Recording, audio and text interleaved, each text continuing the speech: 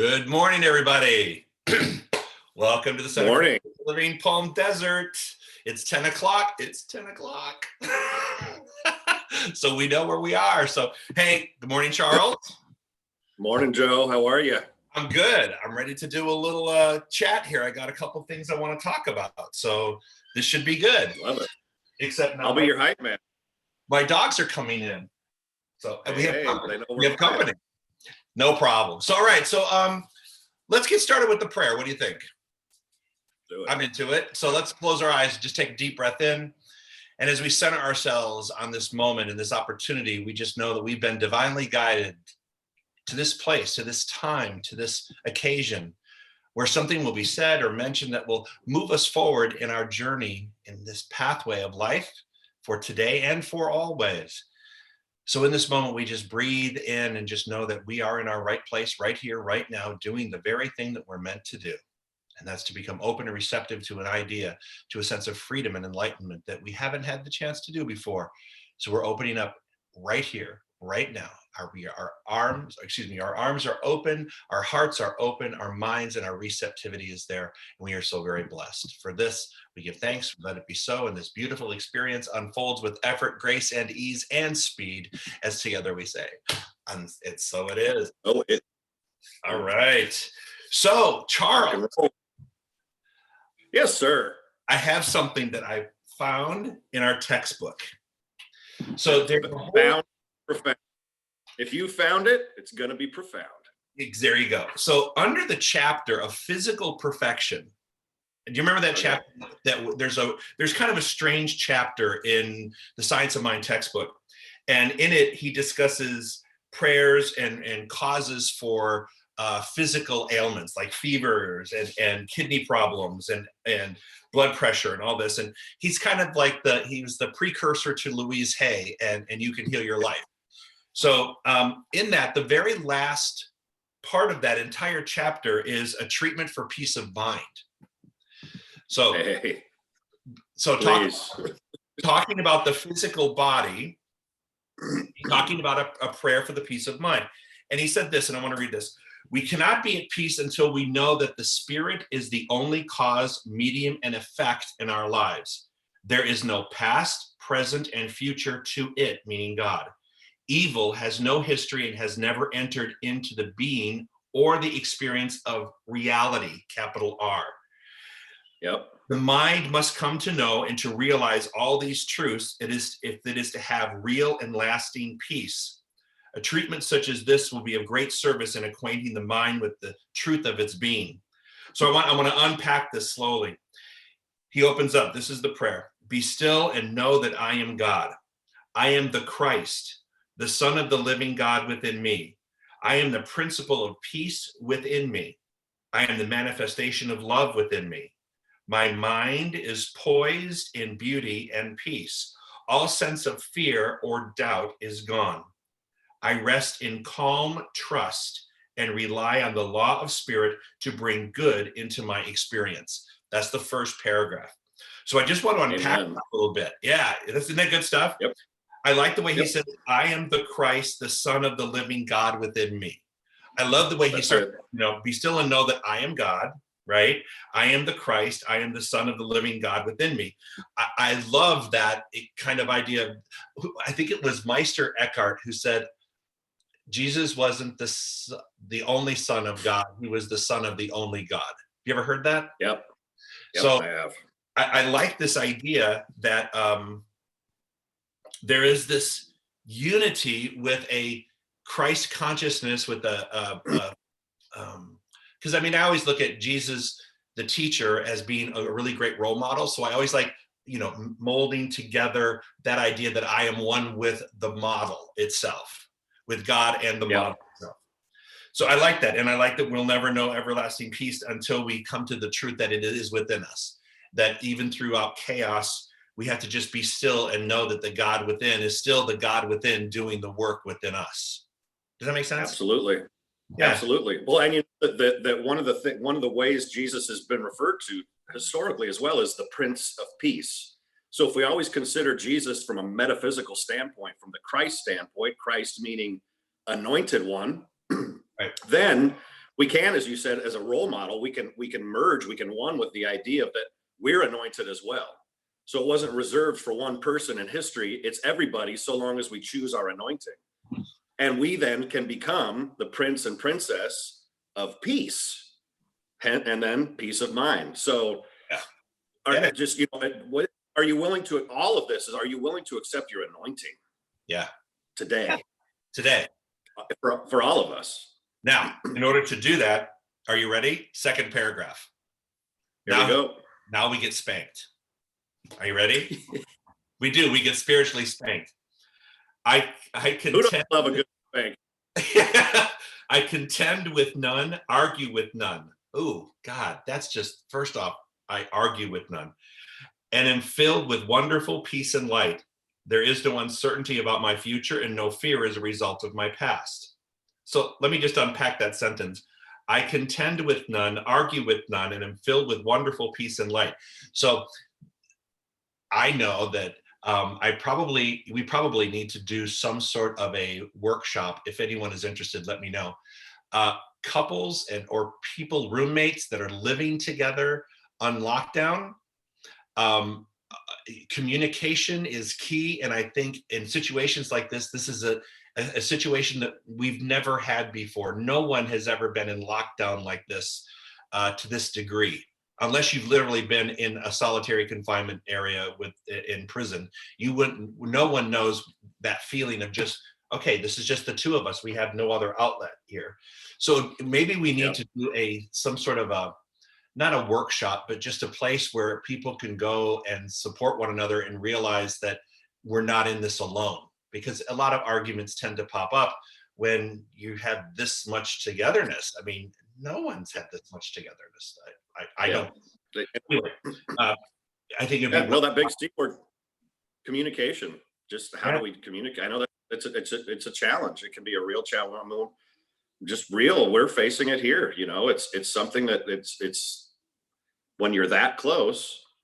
I want to acknowledge something you said too. That first line is, "I will not argue with anyone." Is that what it said? Yeah.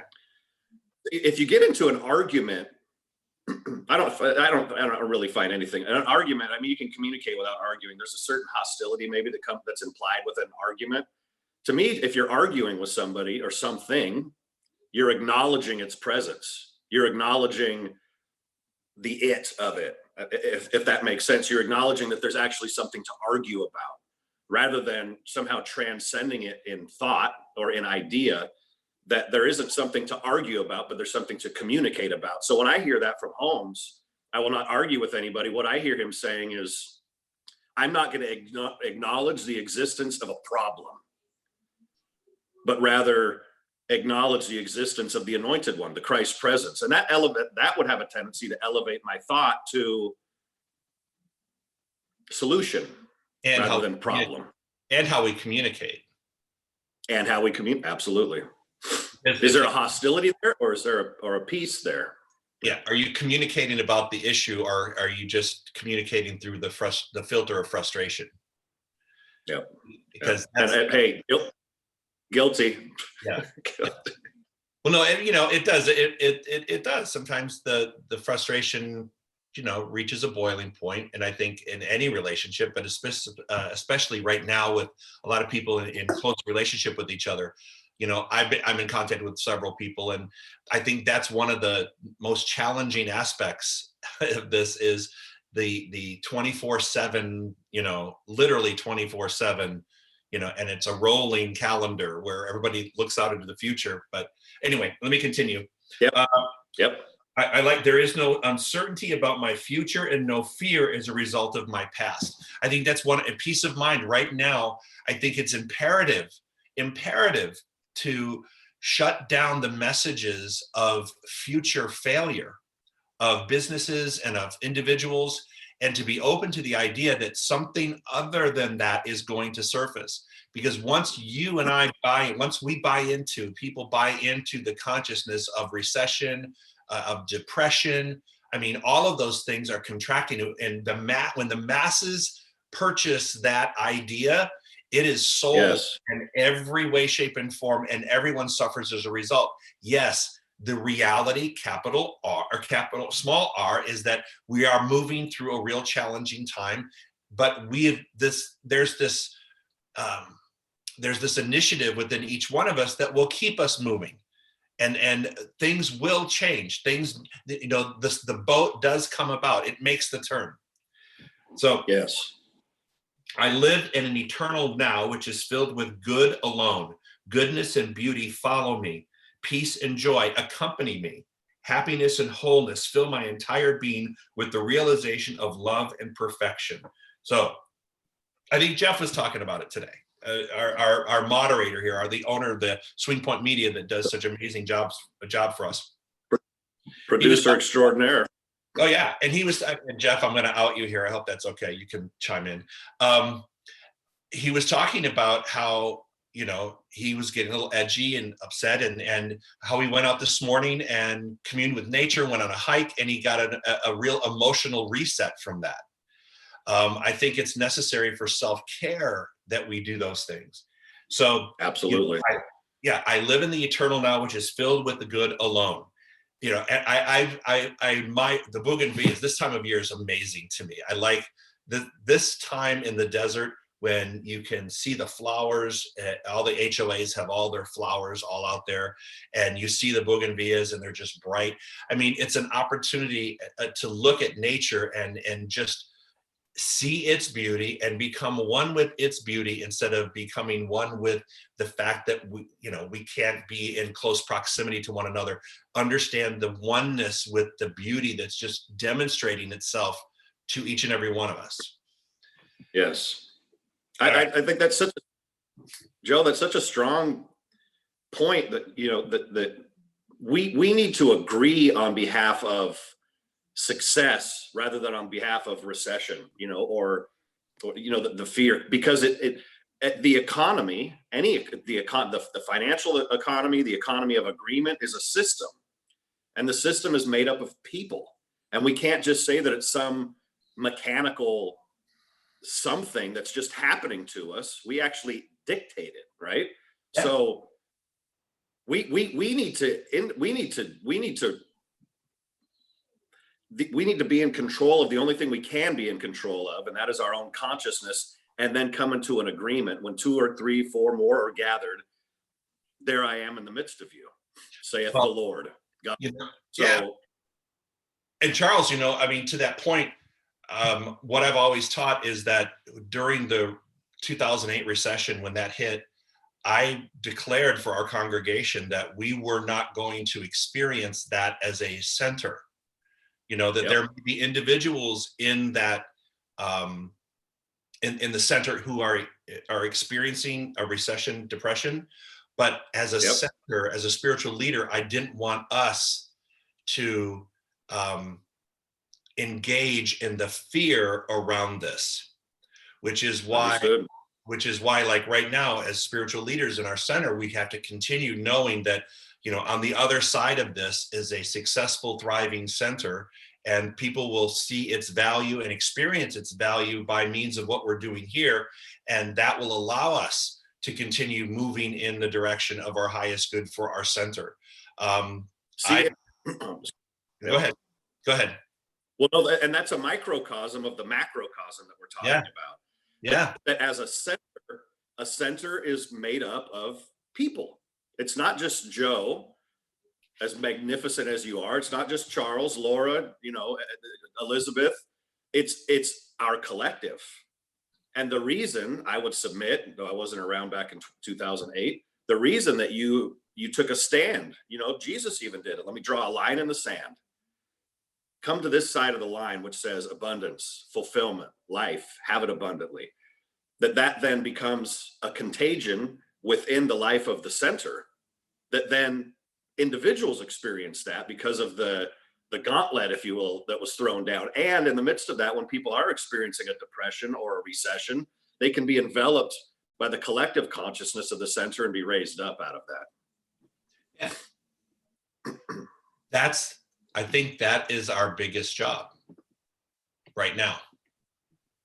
I think that for you and I and the leadership at the center, to take care of our flock, so to speak, is to not allow ourselves to fall into that pattern of fear and literally shut down that idea that failure is even a possibility. So we have to model that first and foremost, which I really think we do. I think we're doing a great job. I think the these daily offerings that we have every single day are giving people an opportunity to disengage from a fear pattern and align with a faith pattern.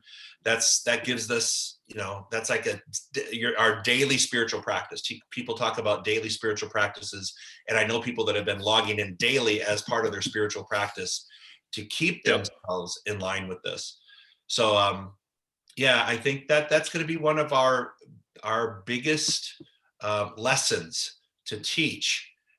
Maybe I need to I maybe need to talk about that this Sunday. So I'm going to continue on this prayer. Okay. I love it. You spread the prayer out through the whole call, though. You know what? We can unpack this. This is good stuff. And any questions? Let's see. Fancy having it. Shut down the idea of failure. Thank you. Yes, thank you. Being in control, minding the gap. Yep, these are our guests. People have been listening. Yay. Okay, so I'm going to continue here. Here he goes back in. People talk about Christianity and the science of mind, and how I think there's such a huge influence of Christianity in the science of mind. We don't call ourselves a Christian religion because we don't believe, Jesus Christ is our Lord and Savior. We don't pray to Jesus, but Jesus definitely had an influence of modeling that, and what I call the greatest teacher, because like in this prayer, I am the Christ, the Son of the living God within me. This inner mind of mine is now divine and complete. It has no worries and no fears. It is whole, complete, and satisfied. I look back over all previous experience and find it was good, very good. I look toward the future and find that it is good and very good. I look at the present and find that it is also good and very good. God is in all, over all, and through all. So let's unpack that one. When you hear, I am the Christ, the Son of the living God within me, what does that make you think? What does that bring to you? Again, back to the anointing that see, Ernest Holmes was in a consciousness. Ernest Holmes, it was a spiritual genius, but it was only through his communion. With how the depth with which he studied and intended everything that he went about doing, studying, praying, etc. I mean, he's writing this from a place of total communion. So when he says, all of these, what seem like just, life is good and the mind is perfect and this and that. I mean, we can kind of bounce that off our own experience and go, yeah, right, Ernest, give me a break. Why don't you come experience the COVID-19, tell us what you think then. But he was in such a place of union that he'd still be steeped in it. So he had I believe a very real experience of oneness with the Christ presence. And again, that is the anointed one, of his anointing, that he was anointed, not because he was anything special, but because he was something special. Yeah, no, I totally agree. I was so blessed because Dr. Frank Richelieu was one of my teachers who recently made his transition. And Dr. Frank was actually a student of Ernest Holmes himself. And so a lot of what Richelieu taught was exactly that. What I never got from Frank or anyone, actually, I wonder if I bet I could contact a few people. Did Ernest ever lose it? Did he ever get mad? I remember hearing a story during the split of the two organizations in the 1950s or whatever it was, that he was extremely depressed, and he was also very distant, and that was his way of dealing in the stress of something. But I just wonder if he ever kind of lost it, because that, anyway, I just wonder if the man who was immersed in peace and writing this stuff, if like Jesus, one day he just like tipped over the tables and said, all right, you guys, I'm done. So, all right, we have a question. My guess is because he was a human being that, of course, he did. All right, here we go. Before labeling or reacting in a split second, I remember how a lawyer on the TV show Ally McBeal used to take a pregnant pause before responding to opposing lawyers. He would very slowly pour water from a large pitcher, I remember this, into the glass and have a drink. What do you do? What do you both do to mind the gap? What I do to mind the gap, first off, is I try my best, and I say I try my best, not to formulate my response to someone when they're talking to me. There are instances when I have to do that, like we're in a talk show right now, so we have to think about what's coming up next. But when someone's talking to me, I'm trying to make sure I'm mindful and listening to what they have to say, so I can add to and either add to or just appreciate the things that they've said.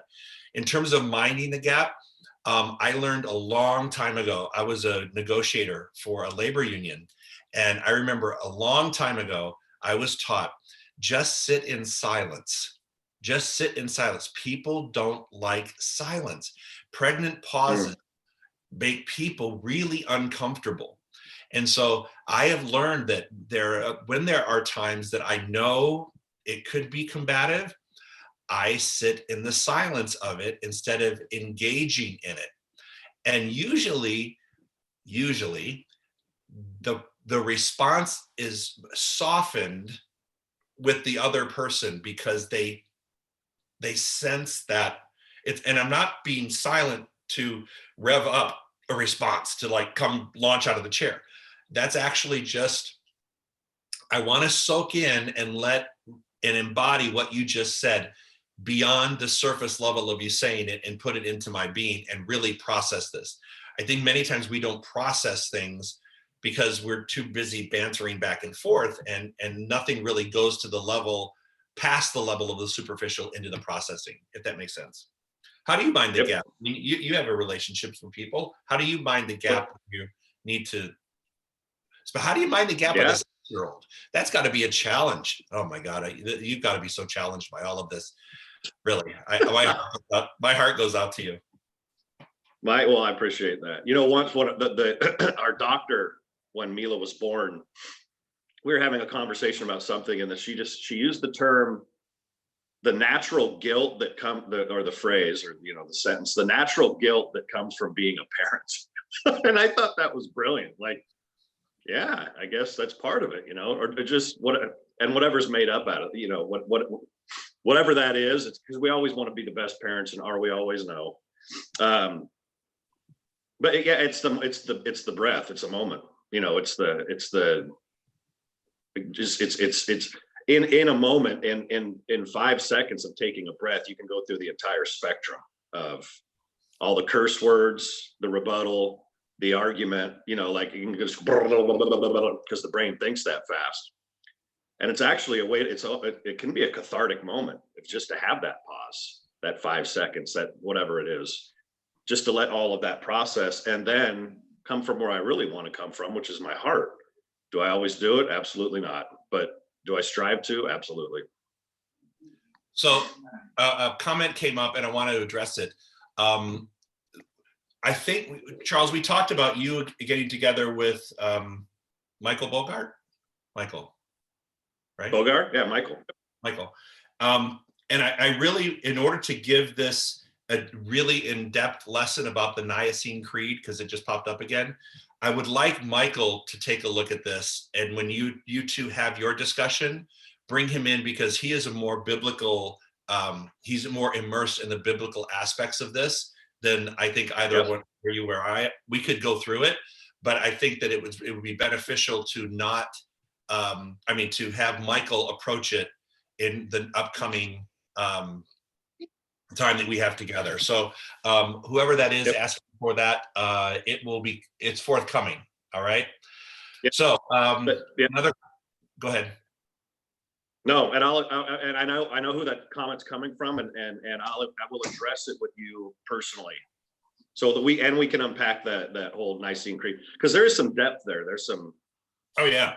But it does need some time to be unpacked metaphysically, because it's just, there's so much in there, and to provide the historical context of where it comes from, and the times, and we're talking about 325, in Egypt and around the Holy Lands area, 325 after the death of Jesus. So there was a lot of stuff going on. Yeah, I mean, and that it was actually written in response to heretics taking over religion. So Well, it was it was theological. Well, Emperor Constantine, after he conquered the lands, there was a lot of theological debate going on. So he formed this Council of Nicaea, and so my daughter's bringing me mail. Oh, thank you, love. Mail delivery. Yeah, see how sweet. She's saying, "Get off the phone, Dad." Say it again. She's saying, "Get off the phone, Dad. Get off the computer." So, all right. So anyway, it was this council formed to kind of hash out a theological debate that was, running ragged over the land, and that's where this came from, to essentially curate the teachings of Jesus as, this is what we hold steadfast to. So there's a lot to unpack there. So let me move into another thing. There was another question. How do you mind the gap in relation to health issues and unpleasant diagnosis? Well, I can tell you what I do. The first thing I do is I don't go to WebMD. And I just don't. And there are people with whom I have a relationship with on both the homeopathic as well as traditional medical pathways, and I search out their counsel after I allow myself not to become the ink on a page telling me something about myself, because I'm always more than ink on a page or a diagnosis. The second I become the ink on the page, I take ownership of whatever that is, and then I literally, it's like putting my name on the mortgage. I will own it, and it won't pass through me. It'll become part of my experience forever and ever. I choose to look at experiences to pass through them, not having and not become married to it. So that minding the gap is a discipline in which you say, no matter what it is. I mean, yeah, we look at test results with interest, and we talk to our doctors and things like that. But we always say, but I'm also more than this. And what can I do to continue expanding, improving, and getting better? So, and then I choose my modalities. And we do live in a world where everybody has an opinion. I mean, everybody has a remedy that they want you to use, and they feel very strongly and passionate about. And if you don't do that, you use them, then they feel offended because you're not listening to them. So we have to really be careful that I draw specific lines around and go, these are the paths that I've chosen to take, and I'm confident in what I'm doing, and I appreciate you extending this to me, but I'm happy. Yep. All right. Let's see. Also, if I can add on to that too, Joe, real quick, that one of the things one of my teachers, Michael Beckwith, I remember him saying a long time ago was, okay, here's the diagnosis, but focus on the prognosis, which is, the diagnosis is whatever it might be, but the prognosis is spiritual health and healing. The prognosis is God, period. So I think that can be a helpful distinction as well. Okay, this is what they're saying now. Principles not bound by precedent. Let's move into the healing modalities now. Yeah, totally agree. All right, Amy, let's see. What is your feeling about local businesses opening if mask and social distancing is still practiced? I'm not going to get into the politics of that. I have said from the get-go, we will abide by, and I will abide by any and all orders from the mayor, from the city, from my governor, from the CDC. I will abide by those orders, and we will continue to do that. I've said from the get-go, from when this thing just started to appear. Look, we just have to move through it and do whatever is asked of us to do. And I will continue to do whatever is asked of us to do. And I think the responsible thing is to abide by that and not be deterred or pulled into the politics of things. It's very easy to see how this whole thing also becomes political. And I don't like that. All I want to know is, okay, what is it going to take for me to stay safe and for me to keep you safe? What do I need to do to keep you safe? That's all. That's going to be my guiding principle. That, and we will abide by whatever the city or county or state is, and the CDC, they're telling us to do. That's my answer to that. You agree, Charles? Yeah, absolutely. Well, and then when things start to reopen, again, we're the question always needs, I think, from the position of Joe and I as spiritual leaders, as Joe as the spiritual director, is to kind of repackage. And if businesses start to open up again, then let's participate, and use your own wisdom and your own, what's safe for you and for your family. But from the standpoint of, like, imagine when you leave the house, you've got your mask and all the, what do they call them? The personal protection, PPEs or whatever they are. Do what you need to do, but also imagine going out of your house in that Christ bubble, in that, that not only are you safe and healed and happy and healthy and whole, but you can be a contagion for that as well. So be practical, but also be deeply rooted in your faith that you live as God's living enterprise and move through your day in that way. Yeah. And let's and when it's time, let's get some money pumping back going around into the universe. Yeah. Into businesses and into people's homes. I totally agree with that. I think that this whole process has caused us to be really creative. And I think that creativity will extend for a long time in ways for people to meet safely, and for people like our businesses like our center to continue to do what they need to do. So it's going to require some creativity on our part, I know, to bring that into being. But you know what? We've stepped up to every creative opportunity to this point, and I know we will on the next. Amen. Oh, someone loved the Christ bubble. They love that. That's good. All right, continuing now with our prayer. We're on the last paragraph.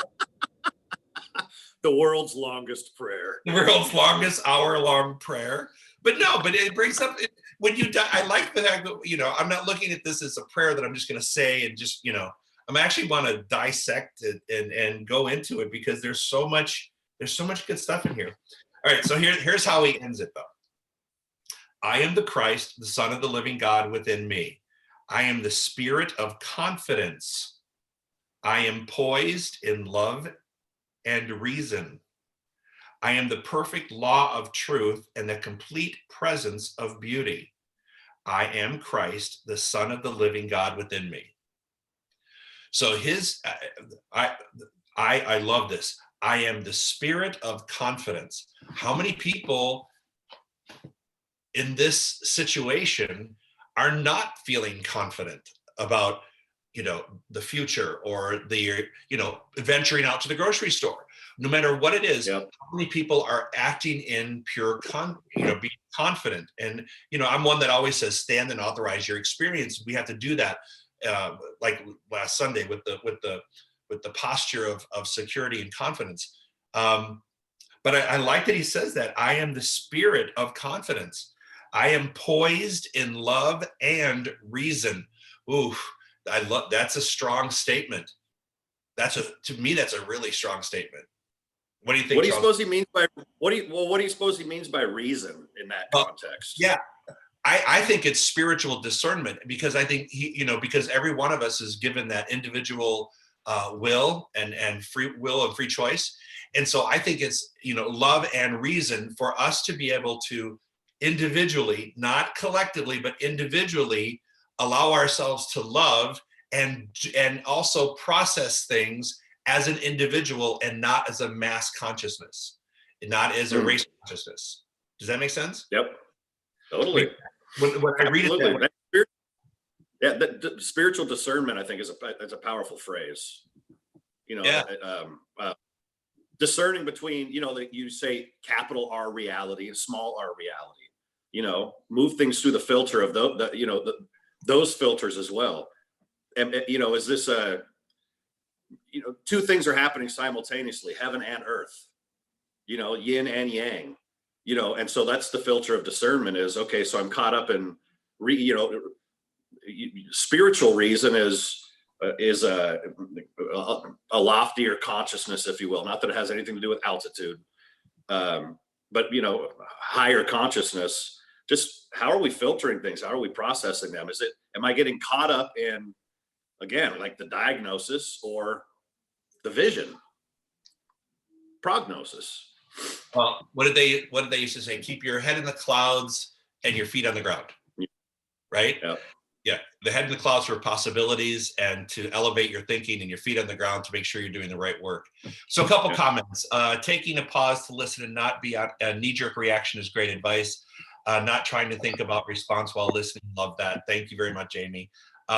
Next thing, I think the creativity being used will far outlast the current situation.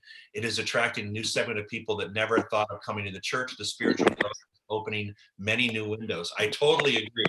I couldn't agree more with that. I think that a couple of things that people are having to reevaluate on a major scale the things we've taken for granted. Once again, work, family, connections, friendships, relationships,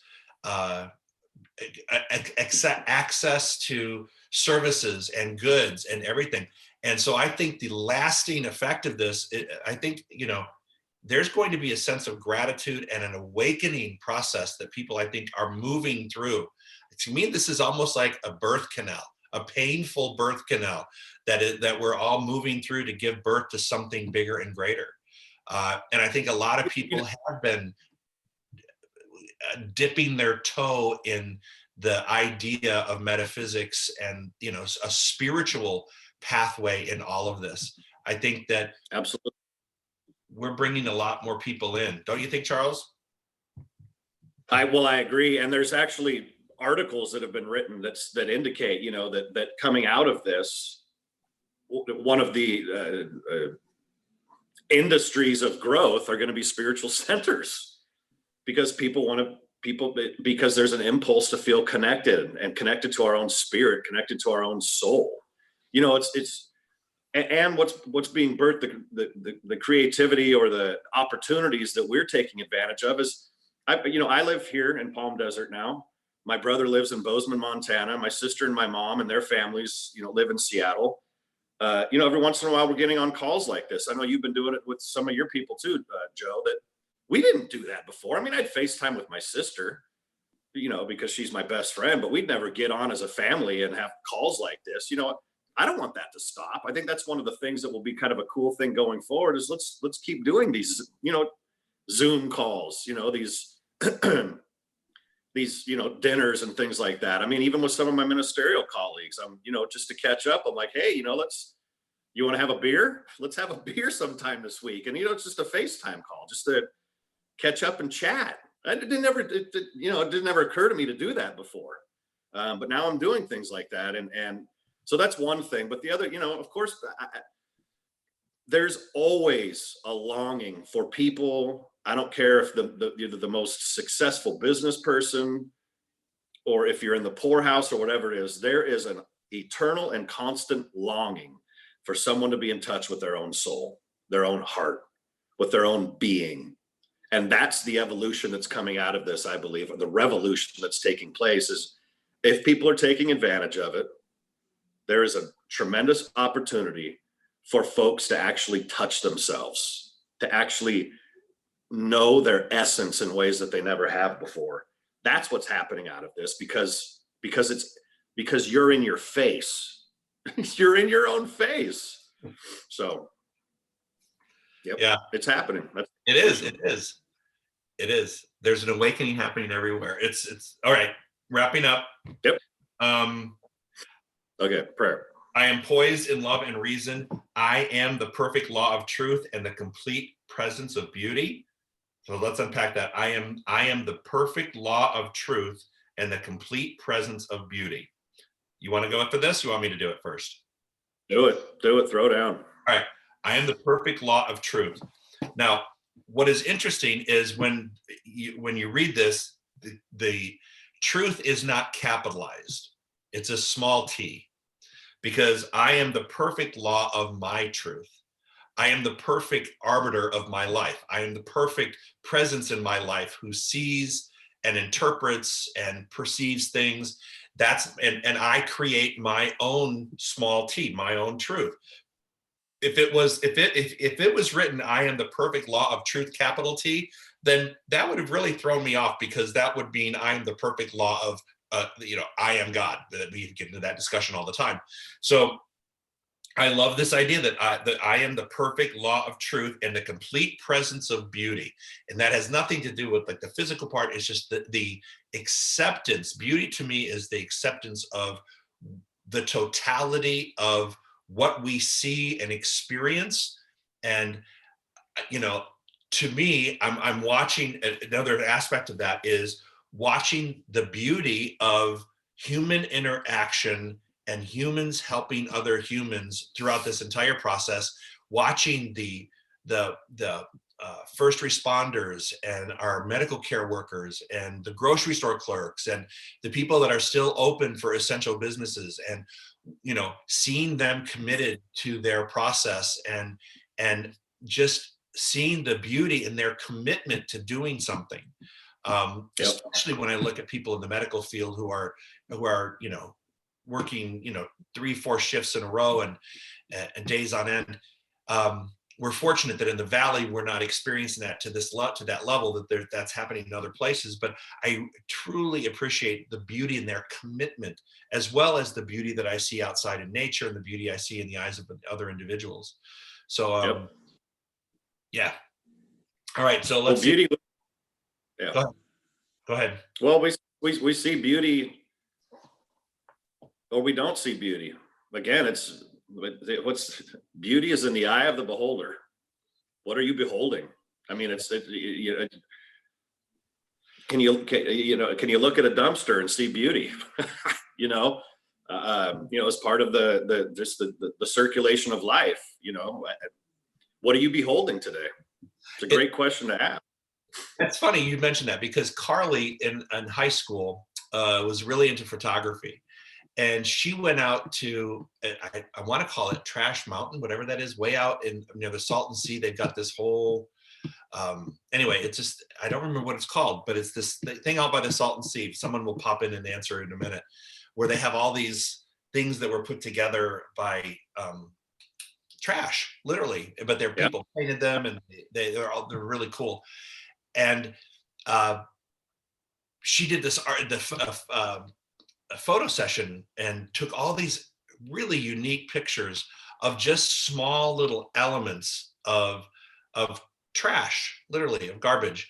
And those pictures, first of all, they have this little show at a gallery on El Paseo, but people actually bought those pictures. They actually bought them because they were really beautiful. And the thing is, they didn't know that they were trash.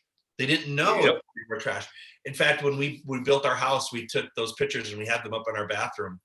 And the builder came in and she's like, "Oh my God, who does your artwork? We want to get some of that for our models." I'm like, that's our daughter. And those are pictures. That's actually a cigarette butt that you're looking at. You just don't know that. But it was really unique. It was taking something that, one would perceive as trash and finding the beauty in that. I mean, it's everywhere present. We just have to make sure that we align ourselves with it. So, all right, man, it's been a great 45 minutes. What do you think? Any other questions? I like to make sessions about 45 minutes to an hour. I think we hit the mark. I'm so glad that people join us. Thank you so much for joining us. I'm really announcement. You got tomorrow's the Sensational Six, Yep. the ministerial students. And they're teaching visioning tomorrow. So tomorrow is visioning. A week from tomorrow is vision boards. Oh, okay. So tomorrow is visioning. Week from tomorrow is visioning boards. Charles, you have a concert with Jamie Lula. Maybe Lula on Thursday. Yep. Thursday. Friday, I'm back wrapping up the Science of Mind chapter 4. Wait, new question. The prayer is on page 264 in the old textbook. I have the old textbook here. My other one's in the office. 264. It's in the last page of the chapter on physical perfection. So, and it's Salvation Mountain. See, I knew someone would check in there. What's it called? What's it called? Mountain. It is truly.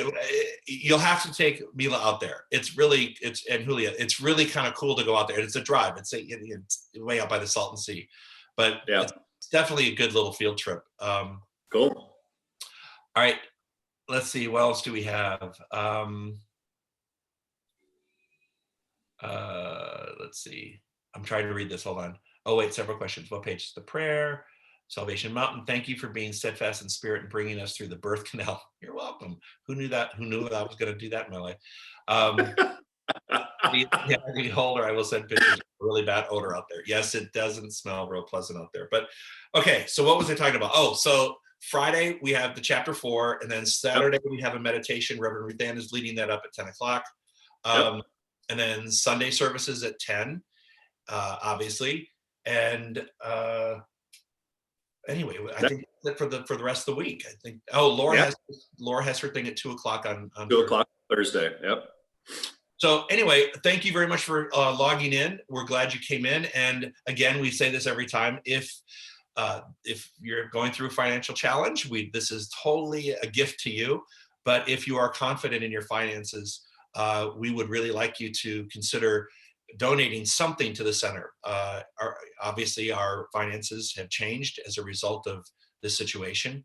And part of the commitment and the visioning that I saw in our center is wanting to keep everybody on the payroll and not buy into, we got to lay everybody off. So I'm hoping and knowing, I'm knowing that people are stepping into that process. And helping support us. So please continue to support us. Every penny counts. Amen. And the roof is complete. Yay. The roof, yeah. The roof is curing as we speak. I love that word, curing. Also, there's one more thing. We have face masks that are coming in, not like the rubber, not with the ones with the straps, but like covering, like a scarf. And they say Center for Spiritual Living Palm Desert, changing lives one heart at a time. We should have our first one, I want to say Thursday or Friday, so I can model it for you this week. Nice. Available through the center. You can call the center and get one, and they're $10. They're $20. $10 goes for the mask, covering the cost of the mask, and $10 is going to our roof fund to fund our roof. So it's not even a mask. I guess it's a scarf kind of thing, a facial covering. That's what they're calling it. It's fun. All right. Market. Yeah. So well, let's put your smile out there. Put the energy out there. All right. So I have a quick question before we. So we're, for the first time since I've lived here, we're about to get into triple digits, temperature wise. Just give me a couple bits of advice. How do you beat the heat since the pool's closed? Well, you don't beat the heat. You have to become one with it out here. There we go. So first of all, the resistance and you know what, I have to tell you, for the first few years that we lived out here, the heat never bothered us. I mean, I'm going to say probably the first 8 years or so. And then after 8 years, we were like, okay, I've had enough of this heat. So one of the things, without the pool, that's kind of a challenge, right? But you learn, this is what I do. We learn that in the morning, when you get up early, like at 4 or 5 o'clock in the morning to go to the bathroom, I open up the windows because I want fresh air in the house. That's the only time to do that. And then because by 8 o'clock in the morning or 9 o'clock, it's already warmed up and you can't have fresh air in the house. So I start with that. And then you kind of learn to do the hiking and the exercising and everything early in the day or after the sun breaks over the mountain, because once the sun goes over the top of the mountain, things begin to cool down and they become at least easier to deal with. So that's just Love it. for me. But yeah, golf tea times at 2:00 in the afternoon are plentiful in the summer because everyone's out there, but Yeah. I wouldn't know that. All right, so let's see. Welcome to our reality, Reverend Charles. Yes, let's see. On the list for mask order and Dr. Joe's CD. Oh, thank you for someone buying the CD. People are buying the masks. The ceiling fan behind you will be turned on to Halloween. Oh yeah, the ceiling fan. Oh yeah, 24/7, always. Oh yeah.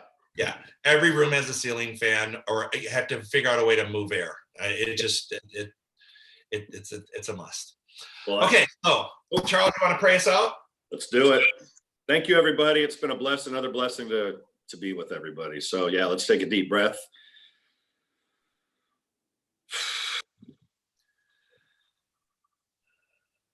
Very grateful for the time that we have shared. And my prayer is that somehow, for somebody, it has been meaningful. That something's happened that blesses our community, our congregation, our Center for Spiritual Living Palm Desert. That we're touched and moved and healed somehow. That we are aware that we are the anointed one. That in the moments of stillness, we have a very clear remembering of what we really are, a divine expression of the living Spirit of God, here to make manifest its glory in all that we do. So as we're in our homes, as we go to the grocery store, as we tend to our lives as they are right now, let us know the presence and power and love of God does guide us, sustain us, fulfill us, and sets us free. For it has been said that we believe the ultimate goal of life to be the emancipation from all discord of every nature, and this goal is sure to be attained by all. I'm grateful for this time. I'm grateful for Dr. Joe and his spiritual leadership. I'm grateful for this community and all that have gathered this morning. In one word, I call it good. And together we say, and so it is. It is. Amen. Thank you, everybody. Have a great day. And Reverend Charles and Jamie Lula tomorrow at 10. Thursday at 10. What's today? Oh, yeah. Oh, tomorrow's, I'm a day off. I don't know what day it is. Tomorrow, Sensational 6, Ministerial Students Envisioning, Jamie Lula and Charles on Thursday. Yeah, and I'll see you on Friday God at 10. bless you. See you tomorrow at 10, everybody. Bye.